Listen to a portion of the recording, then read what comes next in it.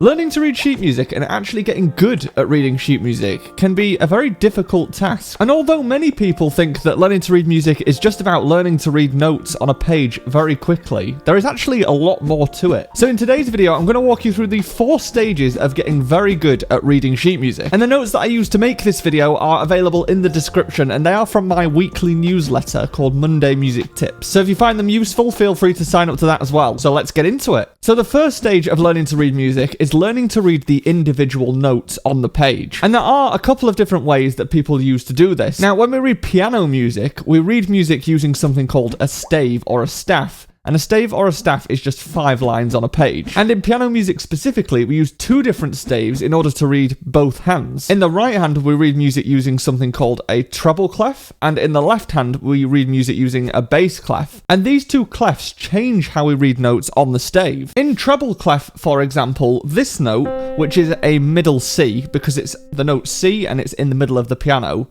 can be written underneath the stave with its own line through it. Whereas in bass clef, this exact same note, so middle C, can be seen on top of the 5 lines with its own line going through it instead. This is because for the most part, treble clef kind of deals with middle C and all of the notes above middle C on the piano, and the bass clef deals with middle C and all of the notes lower than middle C on the piano. Now, when we see notes on the stave, we're either going to see the note with a line going through it or in between 2 lines. And from middle C, if we move the note up so it's touching the bottom line of the stave, then that becomes the next note on the piano, which is a D. If we move up one more step so that the bottom line of the stave is going through the note, then that is an E. Another step would be in the lowest space on the stave, and that would be an F. After that, we would have a G, and then after that, we would get an A, because the musical alphabet only uses the letters A to G. So we go A, B, C, D, E, F, G, and then we start again. And similarly, in the bass clef, if we have middle C above the stave on its own line, if we go one note lower than that C, so it's touching the stave,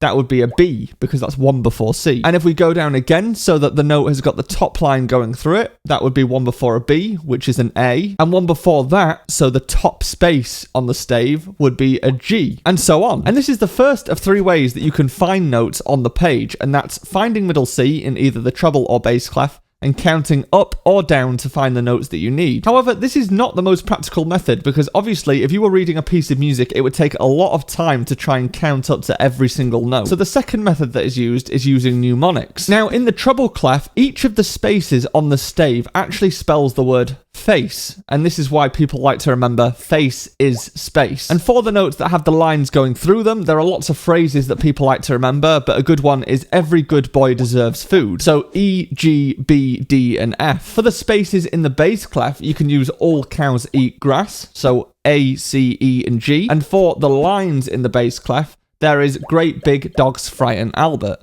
So G, B, D, F, and A. This is a slightly quicker method than counting from middle C, because there's a lot less notes that you have to work through to find the note that you want. For example, if I am reading treble clef and I have a note that has got the middle line going through it, then I can just say every good boy, and I know that that's a B. But this still is not the most efficient method, because if you were reading a piece of music, then once again, if you have lots of notes on the page, especially if you've got more than 1 note at the same time, it would take a lot of time working through each of the different mnemonics for every single note on the page. And not only that, but this method also doesn't account for the fact that reading music is a 2-step process. First of all, you have to recognize the note on the page, and then you have to translate that note to the individual key on the piano. If you work through these phrases and you work out that the middle line on treble clef is a B, that doesn't actually tell you which B on the piano it is, because there are lots of Bs on the piano. And this is why I think the best method for learning the individual notes on the page is a method called the landmark system. Now, the landmark system is a method where you select 2 or 3 notes across the stave.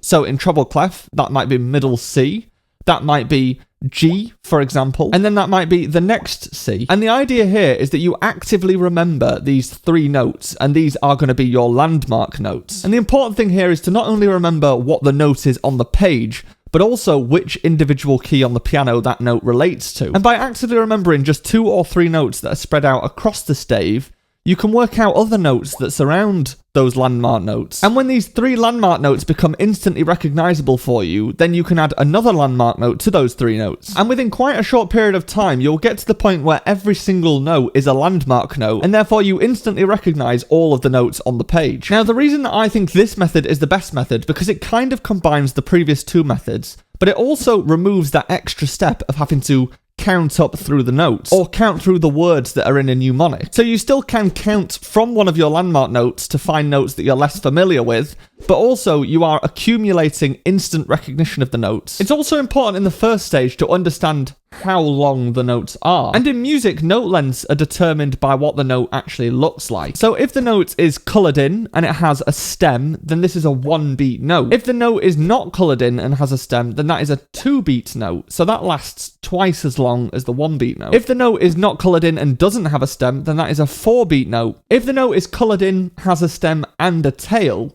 then this is a half-beat note. So this is twice as fast as a 1-beat note. And if it has 2 tails, then that's a 1/4-beat note. So that's 4 times as fast as a 1-beat note. You can also keep adding tails and half the note length each time, or you can add a dot next to the note length, and that will times the note length by 1.5. For example, if it was a 2-beat note, so a note that isn't coloured in and has a stem, and we put a dot next to it, that becomes a 3-beat note, because 2 times 1.5 is 3. However, for a lot of musicians, this is where they start and stop with learning to read music. They think that learning to read music is all about reading individual notes very quickly. But that is not actually the case, and I always liken this to reading the alphabet. In the English language, when we read sentences, we don't actually think about the individual letters that make up the words. We think about the words, and then we think about the sentence that those words are part of, and what that sentence means. And this is why, although it's very important to know what the notes actually are on the page, once you instantly recognize those notes, the next step is to start learning the words, or in the case of music, the patterns that those notes form. And there are many different types of patterns that notes can form. There are scales, there are chords, there are things like octaves, where you play 2 of the same letter on the piano. And each of these patterns work together in order to form a sentence in music. And recognizing these patterns that the notes are forming on a page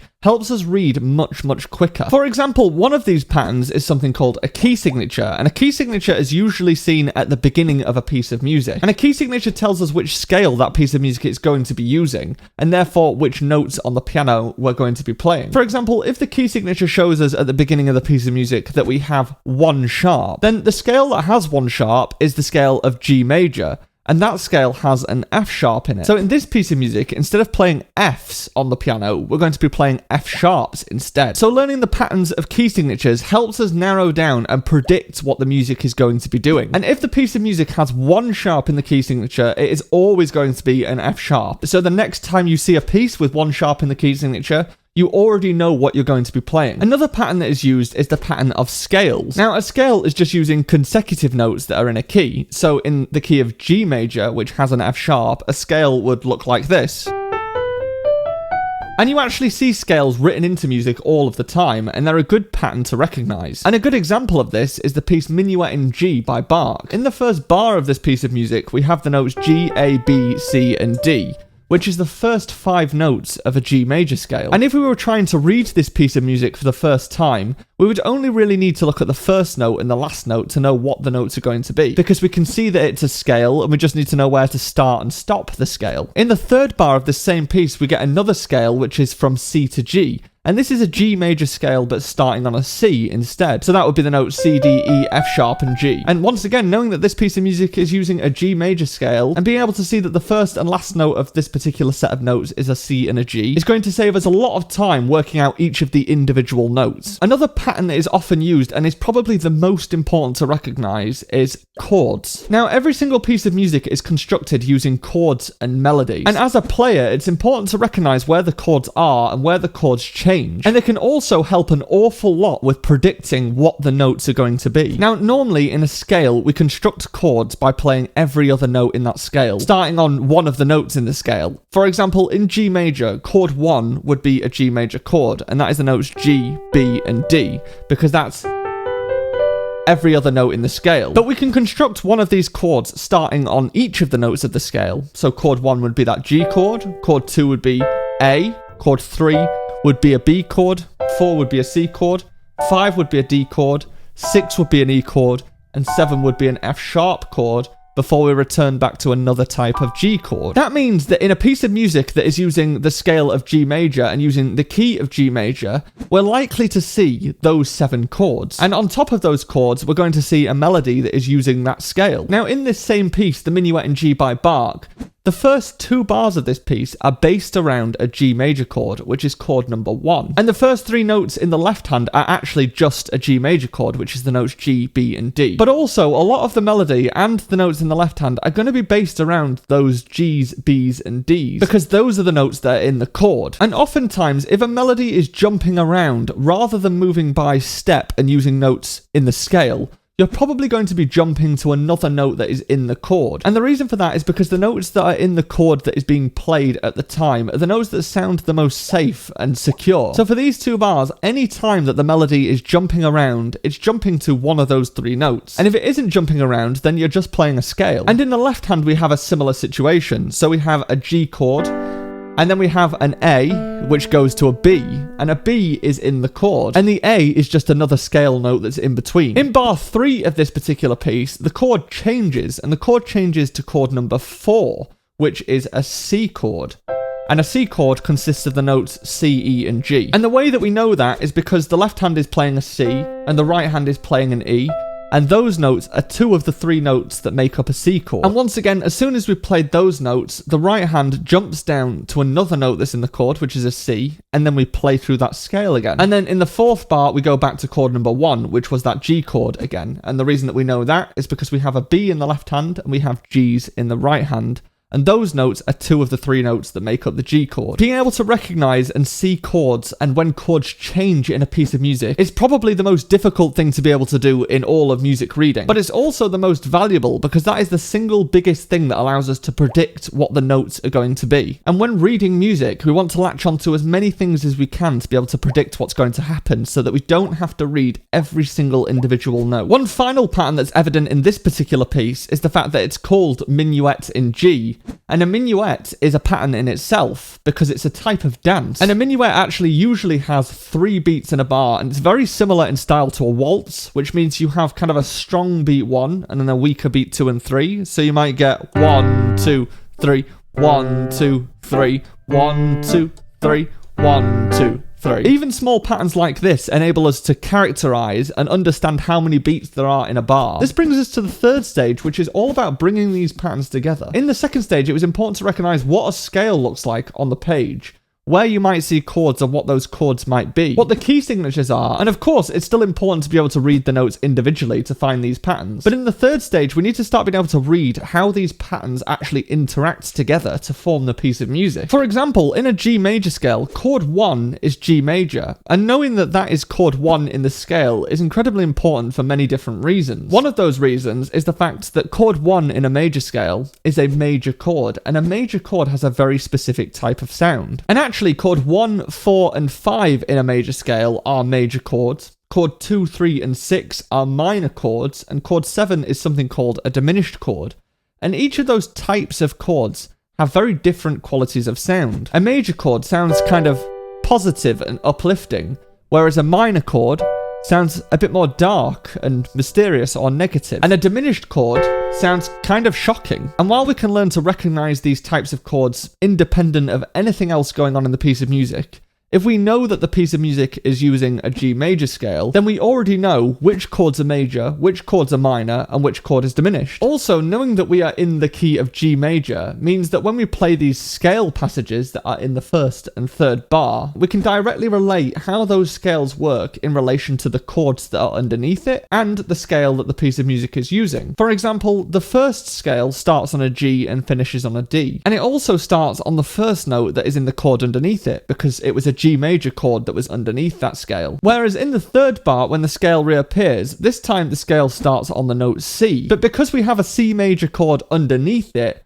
that is the first note in a C major chord. So that scale is following a very similar pattern to the scale in the first bar because it's starting on the first note of the chord that is underneath it. So the chords that are being used, the scale passages that are being used, and the key of the piece of music, so the scale that the piece of music is using, all relate to each other very heavily, and the more familiar you become with reading chords, scales, and keys, the more these patterns become very, very predictable. The fourth stage is not only being able to bring all of these patterns together, but it's also about conveying meaning. Now, ultimately, playing music is all about finding and conveying meaning in whatever piece of music you're playing. And that can sound like an impossible task if you are seeing a piece of music for the first time. And this is why finding meaning when you are reading music becomes so important. In the same way that if reading the individual notes is like reading the alphabet, and reading the patterns is like reading words, and bringing all of those patterns together to see how they relate to each other is like putting words together to form a sentence. The final step is working out what those patterns and what those patterns collectively actually mean. In the same way that when we read a sentence, we're really trying to understand what that sentence means, rather than just saying words that don't mean anything. So in this particular example, a minuet is kind of like a waltz. It's a dance, and it has a stronger beat 1 and a weaker beat 2 and 3. And the reason for that is because it's much easier if someone is dancing to be able to feel the pulse if it has a strong beat 1. The difference between a minuet and a waltz, however, is that a minuet is often a little bit livelier. So in this case, we might want to push through the music a little bit more. The key signature is G major, and that is a major key. So it's going to sound more positive than if we were using a minor key, for example. And there are also no key changes throughout this entire section of music, and there's no odd notes that we aren't expecting using the scale of G major. So that tells us that it's probably going to sound quite stable, and we can play it with a confident, stable sound. The chords in this section are, for the first 2 bars, it's a G major chord.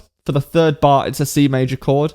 And for the fourth bar, it's a G major chord again. So that's chord 1, going to chord 4, going back to chord 1. All of these chords are major, so they're all going to sound kind of positive. G major is chord 1 in the scale, so that's going to feel like home. And C major, while it's positive and a very strong and stable chord, it's going to sound like we're venturing away and exploring before returning back home to chord 1 in bar 4. In the first bar in the left hand, we have a G major chord, which is very strong and stable. And then we have an A, which leads to a B. And a B is also in the chord of G. And that A is going to feel like it's leading towards that B, because it's a note that doesn't belong to the chord, and therefore feels like it wants to go to a note that does belong to the chord. And that A will add just a little bit of tension before being released when playing the B. Both of the scale passages in bar 1 and 3 are both part of a G major scale, and they're both rising through the scale opposed to descending. This means that when we reach the final note of each of these 2 scale passages, it'll feel like we've arrived at some kind of destination at the top of the scale. And because the scale that's in bar 3 is higher than the scale in bar 1, and that coincides with that C major chord, which will feel a little bit more exploratory, that scale might sound even more uplifting than the first scale. All of these things can be taken from the music before you've even played a single note. Music reading always starts with learning to read the individual notes, but it's important to know that that is only really the beginning of learning to read music. And learning to read patterns requires time, practice, and seeing the same patterns appear in multiple different contexts. The important thing is to try and notice these things, and the more times you notice them and see them in pieces, the better and quicker you will get at reading music. So here is the first 4 bars of Bach's Minuet in G, and see if you can hear how those patterns interact with each other in order to create meaning.